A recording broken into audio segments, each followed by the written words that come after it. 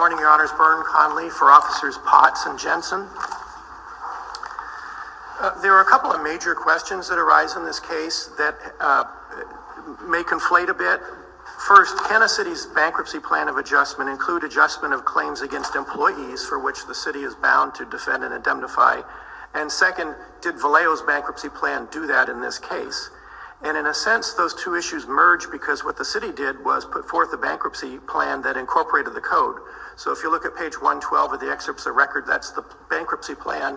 It's got a definition of claim that says claim means a claim against the city or property of the city within the meaning of section 101 paren 5 of the bankruptcy code. So what they were trying to do is make a plan that was as broad as the code provided. Later at pages 154 and 155, you have the discharge and the injunction parts of the plan. The discharge part says it applies to all claims, whether against a city or any of its properties, assets, or interests in property. The officers aren't property or assets. No. The claim against the officers affects the property of the city. It's so not a claim against the property or assets of the city. That's why we go from judgment against the individual officers in their individual capacity, for which the city is liable under state law, under 995. But the judgment is against the officers. Correct. So my point is that the discharge and injunction language applies to the city or any of its properties, assets, or interests in properties. And then we've gone through about 5 different cases from pages 23 to 26. I don't find your argument compelling at all. Where there's other cities who have filed for bankruptcy who actually expressly include the indemnification obligation. Right. And that is not done in Vallejo's bankruptcy plan. That's why we build from what's in the definition of claim and what's in the definitions of the discharge and the injunction to the series of cases that talk about whether or not a claim is in effect one against the debtor and constitutes an act to obtain possession over property of the state. There's about 5 different cases I cite in a row, all that have the same issue. They all have the same definition of claim because Stockton and Vallejo have very similar plans. And in each one of those, the court said, we don't elevate form over substance. We look to the fact that this is a claim that gives rise to liability. The only claim that's here is the officers may have a claim against the city if the city refuses to indemnify them. There is also a direct obligation under state law, under 825. There is no obligation for the city that's owed directly to these individuals. The obligation to indemnify is owed to the officers. I don't agree with that. Under 825... Well, I guess there's a lot we don't agree with. There's law on that says it's a personal liability of the officers. But that's all under the 11th Amendment, and whether or not the immunity under the 11th Amendment extends, that doesn't apply to cities in the first place. It's not relevant here. There is a legal obligation that the city has to pay this judgment under 825. That's under the cases that we cite. Also, more recently, Lockyer versus City and County of San Francisco, 33 Cal 4th, 1055 at 1098. You could have written the plan specifically to have dealt with this situation. That's a question I thought about. When you look at it, it could have said this includes claims against the employees. But what it did was it incorporated all claims. Why didn't it? Because it's a very detailed plan. If you go down and you look at everything that it covers, why didn't it include this? I would say that it's because it intended to include all. Were you involved in the negotiation of this plan? I was not. Did you consult with anybody about this aspect of the plan? I did. And? The intent was to encompass all claims as permitted under the code. That's why they cross-referenced section 1015 in the definition of claim. Obviously, once this lawsuit started, then I looked at it. This lawsuit was ongoing. This lawsuit was ongoing at the time the plan was negotiated. That's true. It had been stayed. That's true. It had been stayed. And I'm sure this is not the only other plan that was in play at the time the city was in bankruptcy. Stockton's bankruptcy happened afterwards, and so did San Bernardino's. In California, I think there's only been one prior municipal bankruptcy. That was Desert Hot Springs. No, I'm saying this probably wasn't the only lawsuit like this against the city of Vallejo at the time, or ever, for that. Well, I would point to the 5 cases that we've cited where they all went to the same issue, and they said, in effect, it's a claim against the city. That was that was the reason we've cited all of those different quotes where they talk about whether or not ultimately this is going to go to the pockets of the city. I won't repeat them because you've seen them, but from page 23 to 26, we've given you 5 different cases where they talked about it and says, in effect, this is a claim. Are any of them against the city. circuit cases? No, Your Honor, they're not. That's partly because there haven't been that many municipal bankruptcies to date. And so at this point, we're in a fairly new area of law, and I think the city did the best it could by cross-referencing the definition of claims so that the plan. Let me ask you this, did you ever go back to the everything. bankruptcy court and try to deal with this in the bankruptcy court? We have not, Your Honor. It went to, because it was a district court judgment, we went back to Judge Shub because he had tried the case. We had the option, as I understand. He didn't find your argument particularly persuasive, did he? We had a long dispute, and you have the order that But he he decided. He didn't agree with us, that's At right. all. But we made a spirited argument. It's in the record. So, Your Honor, again, this is the problem. I mean, for me, the problem simply is this is a judgment against the individual officers. And the officers do have a right of indemnity against the city by state law, and the city has an obligation to pay that debt against them, that judgment against them. And I imagine there's probably even a contract in the memorandum of understanding between the police officers in the city that they would indemnify them in this case. I don't know the answer to that, but it wouldn't be necessary anyway. No, I because the understand government that, but code establishes it that's as a correct, matter but there's of law. probably these personnel relationship issues that are in play as well. But the debt here is against the officers. In other words, if the city were to go away, just dissolved and go away, the officers would still be responsible for that judgment. That's not the way the statute intends it to work. The statute's intended to work that the city pays.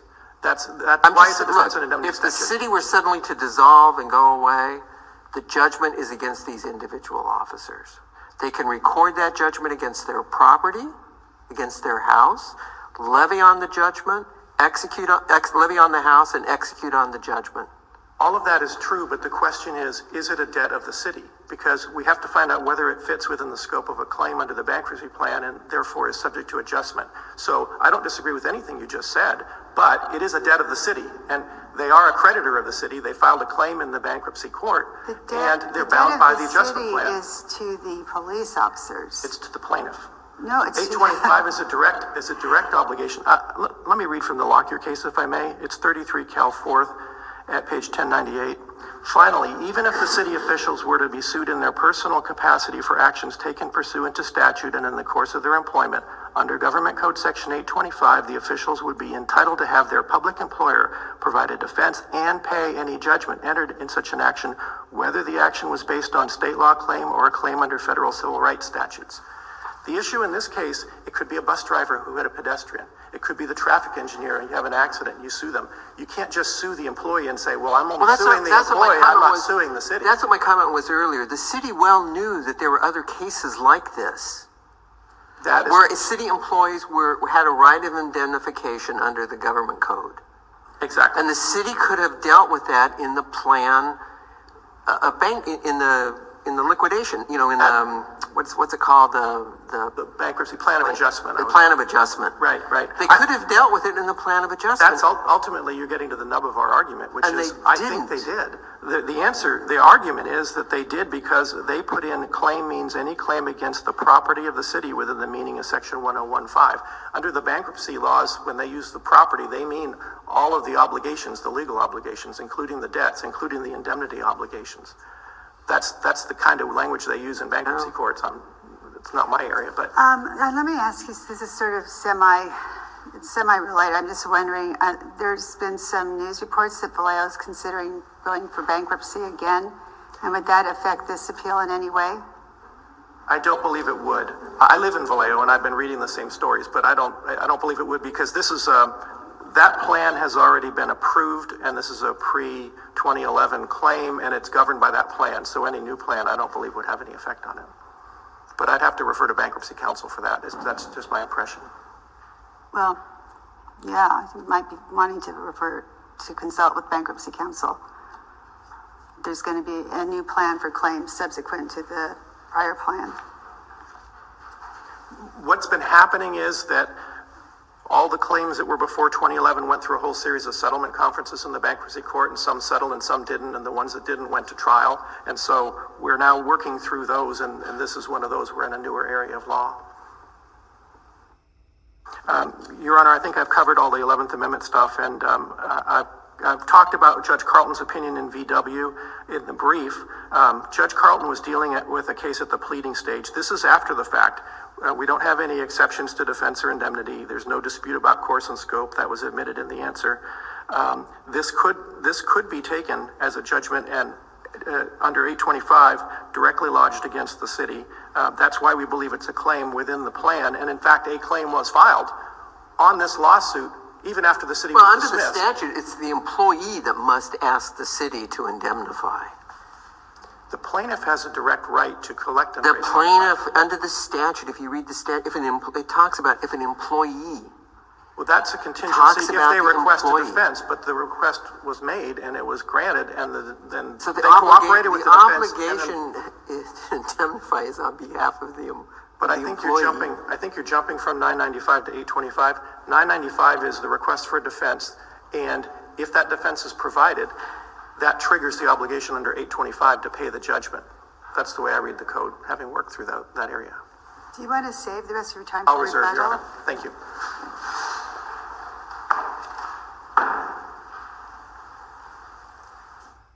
Good morning, Your Honors. I'm Ayanna Curry, representing plaintiff Jason De Ocampo. And I believe Your Honors have hit directly, squarely on the point. What defendants are trying to do is bring plaintiff into a dispute they really should be having with their employer, the city of Vallejo, which is the only person or entity here that is bankrupt and who was not a party to this litigation. Plaintiff has a judgment against these defendant officers and has no power, armed with that judgment, has no power to go after the city for anything. As your honors have pointed out, I'm just as confounded. Well, okay, with the they issue make here. the argument that you filed a claim in the bankruptcy proceeding on behalf of De Ocampo. Your Honor, candidly, a city going bankrupt was not just a big deal for the city and its employees. It was a big deal for us too. As many years as we've been doing cases like this, we've never encountered a defendant or a party who had gone bankrupt. And staring in the face of these austere and severe sounding communications from the bankruptcy court, we did everything we were told to do. At the time you filed the claim, had you obtained the judgment against the officers? No, Had the city been dismissed at that time? It had been.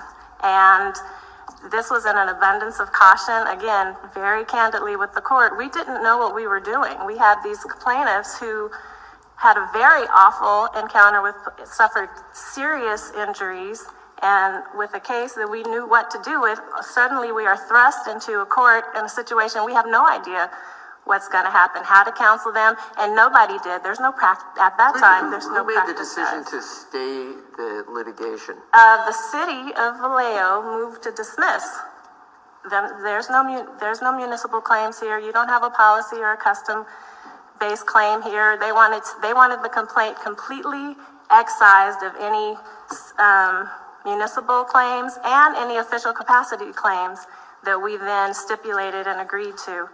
That was a year before the city then filed for bankruptcy.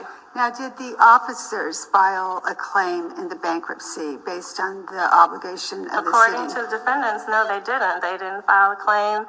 And as your honors pointed out already, the city, within its own plan, didn't list its employees as possible creditors, and they didn't contemplate whatsoever indemnity claims. Again, we can't, under Kentucky v. Graham, Section 1983, and this court's opinion in Demery v. Cooperman, if plaintiff prevails on the merits against the official, the court will not be ordering the state or the entity to do anything. So we have our judgment against the officers, and as your honor pointed out, that's what we want to go back to the district court with to seek enforcement of the judgment there, the people who are not bankrupt in this issue.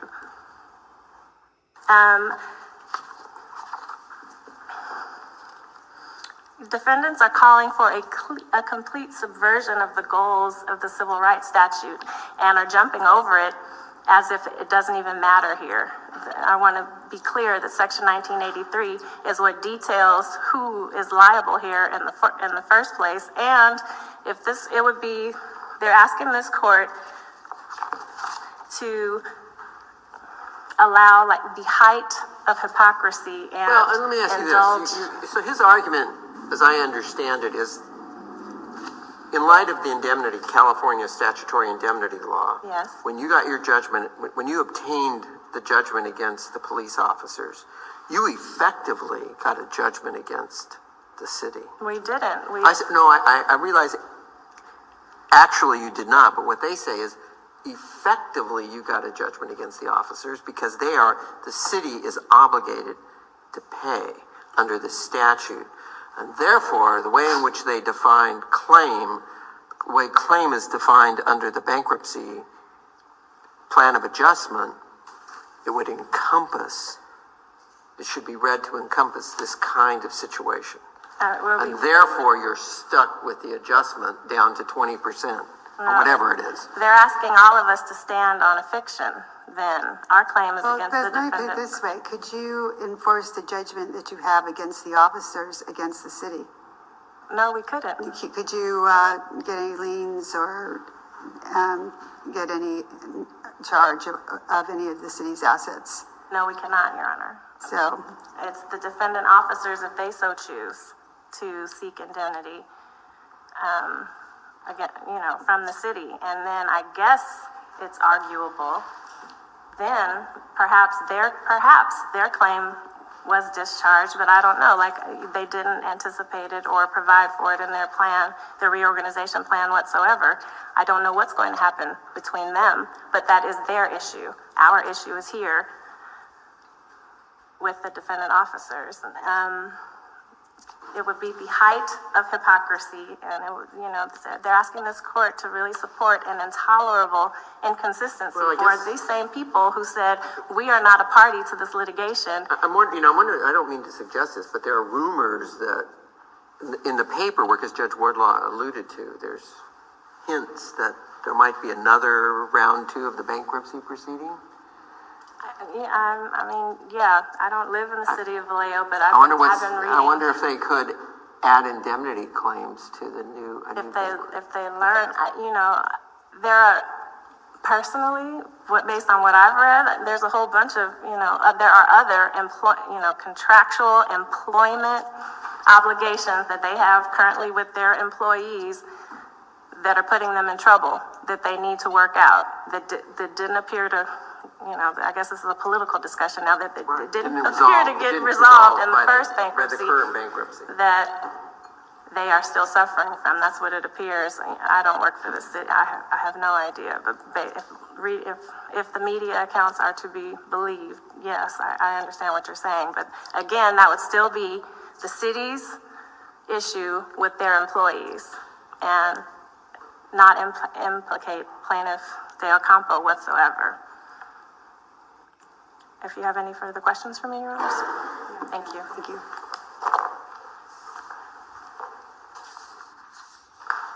Thank you, Your Honors.